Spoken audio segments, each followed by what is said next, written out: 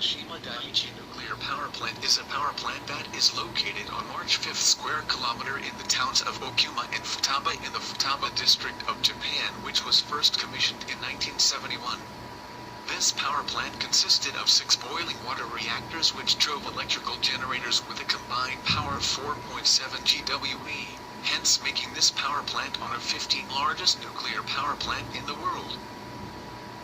This nuclear plant supplied 30 of Japan's electricity. Tokyo Electricity Power Company TEPCO is the company in charge of operation and managing the Fukushima Daiichi nuclear power plant. March 11, 2011, local time of 2:46 p.m.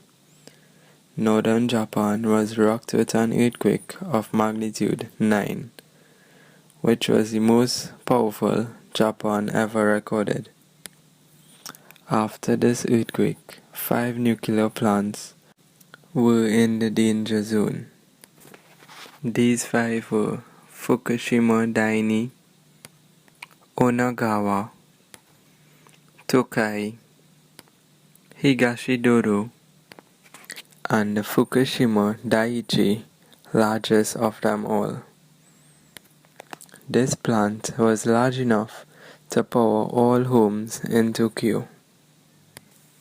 The Higashidoro plant was already shut down for periodic inspection. The 4 other plants consisted of a total of 11 reactors went into scram mode following this earthquake.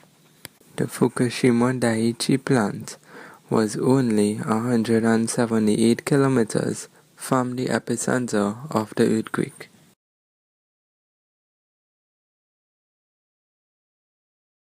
Three-quarters of an hour later, a 14-meter tsunami crashes into the Pacific coast, where the Fukushima Daiichi nuclear plant with its 6 reactors is operated by TEPCO. The plant, designed to withstand an 8-magnitude earthquake and tidal waves of up to 5.7 meters, is devastated. The earthquake causes 3 reactors to stop working.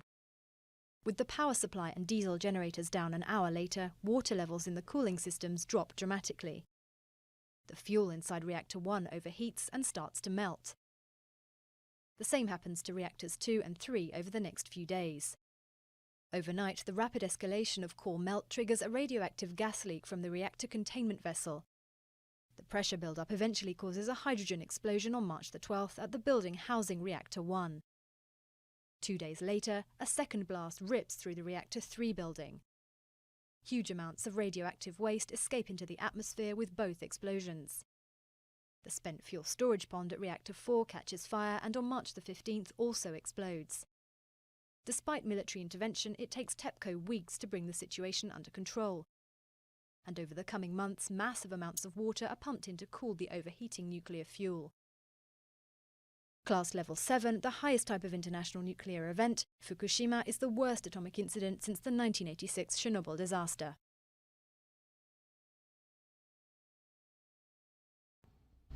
Apart from the destruction of the nuclear reactors, tons of radioactive waste has been dumped into the Pacific Ocean, and the horrible results are now becoming painfully obvious. The radioactive waste rapidly contaminates the ecosystem and poisons the entire food chain. And this waste offshoot has been detected in Japanese foodstuff over a 200-mile radius of the Daiichi facility. Sea life all along the west coast of the US has been dying in alarming numbers, and many fish and sea creatures tested off the west coast have shown extremely high amounts of radioactivity that far exceeds the safe limits. Massive amounts of krill wash up along the west coast in a 250-mile stretch from Oregon to California, and carcasses of dead sea lions and seals that were examined revealed the high dosages of this radiation. It has also been widely reported that massive amounts of starfish have appeared along the west coast that have literally turned to mush, and fishermen have caught sea creatures with all sorts of abnormality, including mutated sea life, eyeless shrimps, and ulcers. These factors have led to a skyrocketing increase of cancer rates by 6,000%, mainly being thyroid cancer in Japan. The culture within TEPCO revolved around greed, shortcuts and productivity instead of safety and good work practice. Although being built on highly active seismic grounds, TEPCO predicted that an earthquake to trigger a major tsunami won't happen for the next 30 years. They also ignored warnings that their seawall was insufficient to withstand a powerful tsunami, but the seawall height was not raised in response. It showed that their culture was based on present operations rather than future sustainable operations, and wherever they can keep cost at a minimum to carry on operations, they would. The TEPCO management oversaw the importance of preventive and predictive maintenance and provided false reports to the Japanese Nuclear and Industrial Safety Agency (NISA) to cover up their lack of commitment, and again using a shortcut in not inspecting key components such as water pump motors and emergency power diesel generators. The report revealed that TEPCO failed to inspect more than 30 technical components of the 6 reactors. Their laziness and stubbornness caused them the catastrophic explosion of the Fukushima nuclear plant, major environmental factors and plenty of questions to answer to.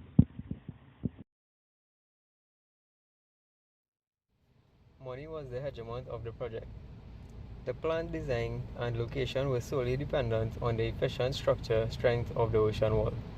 Engineers, knowing that the area was susceptible for an earthquake and or tsunami, the plant should have been put on higher grounds. The decision made for this plant was more economical, to an extent political. Focus was placed on maintenance of the equipment as long as possible rather than the safety in case of a disaster. Engineers shall uphold the utmost safety, health and welfare of the public, and shall strive to comply with the principles of sustainable development in the performance of their professional duties. And knowing these potential threats, and they still complied to build the plant in its design and location. Therefore, none of the engineers followed the code of conduct and risked aquatic life and many environmental damages.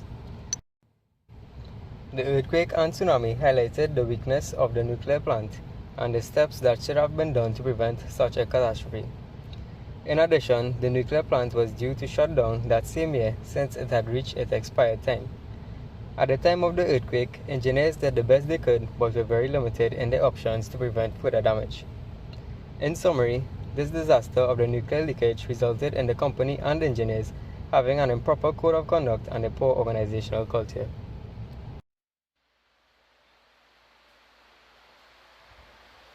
On February 27, 2012, NISA ordered TEPCO to report by March 12, 2012 regarding its reasoning in changing the piping layout for the emergency cooling system. These changes were made after the plans were registered in 1966 and the beginning of construction. The original plan separated the piping systems for 2 reactors in the isolation condenser from each other. However, the application for approval of the construction plan showed the 2 piping systems connected outside the reactor. The changes were not noted, in violation of regulations. For this disaster, the engineer's value system was about making money and choosing to reduce the risk of damaging equipment by increasing the risk of harming people and the environment. The value system of the engineers that caused the ultimate failure of some of the reactors in the Fukushima Daiichi was based primarily on money. Their first line of thought when faced with any situation was how this would affect me financially and what can I do to solve it cheaply. The constant need for greed resulted in lackadaisical decisions for simple faults. These decisions taken to correct the failure also put other engineers at risk if a flooding was to occur again. It was clearly shown when an engineer was quoted as saying that he informed his superiors and of the possibility that a tsunami could damage the generators. TEPCO installed doors to prevent water from leaking into the generator rooms.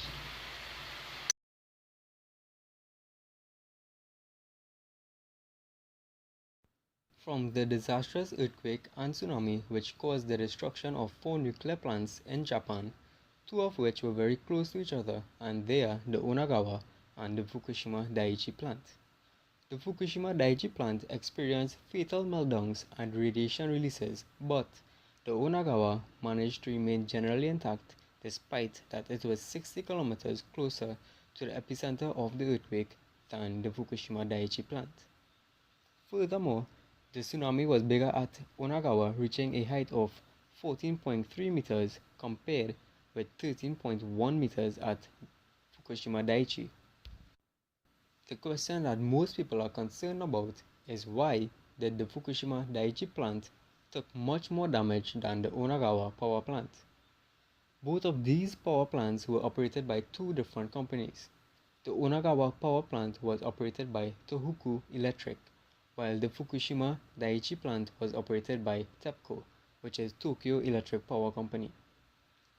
Further research and studies has shown that the destruction of the Fukushima Daiichi plant could have been prevented from this disaster. Before beginning construction of the Onagawa power plant, Tohoku Electric conducted surveys and simulations aimed at predicting tsunami levels. The initial predictions showed that tsunamis in the region had an average height of about 3 meters. Based on that, the company constructed its plant at 14.7 meters above sea level, almost 5 times that height. TEPCO, on the other hand, to make it easier to transport equipment and to save construction costs, they removed 25 meters from the 35-meter natural seawall of the Daiichi plant site and built the reactor buildings at a much lower elevation of 10 meters. While Tohoku Electric learned from past earthquakes and tsunamis and continuously improved its countermeasures, TEPCO, however, overlooked these warnings, and this is one of the reasons why the Fukushima Daiichi plant failed to withstand these disastrous conditions. Another area in which they could have prevented this plant from failing was by having a good safety culture in the company. With a senior employee and upper management advocating forcefully for safety, a strong safety culture was formed within the company Tohoku Electric. Representatives of Tohoku Electric participated in seminars and panel discussions about earthquakes and tsunami disaster prevention, held by the Japan Nuclear Energy Safety Organization. The company implemented strict protocols for disaster response, and all workers were familiar with the steps to be taken when a tsunami was approaching. These initiatives were not part of TEPCO's culture. The company had a mindset that its domination in the electricity industry was an indication of flawlessness. After the disaster, Hasuki Toru, the former president of TEPCO, described how management decided to lengthen the expected lifetime of power plants even if there were severe safety consequences. In summary, TEPCO placed being the dominant electricity company over having a better safety system to protect their employees, their country, and even themselves.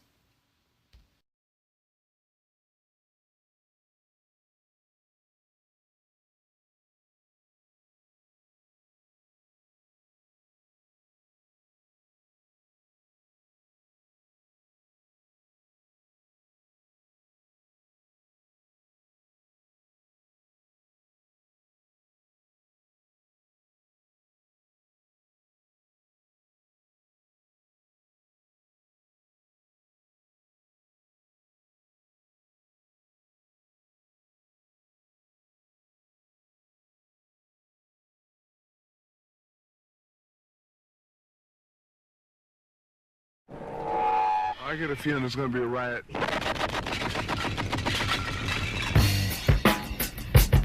I don't read the newspapers because they all have ugly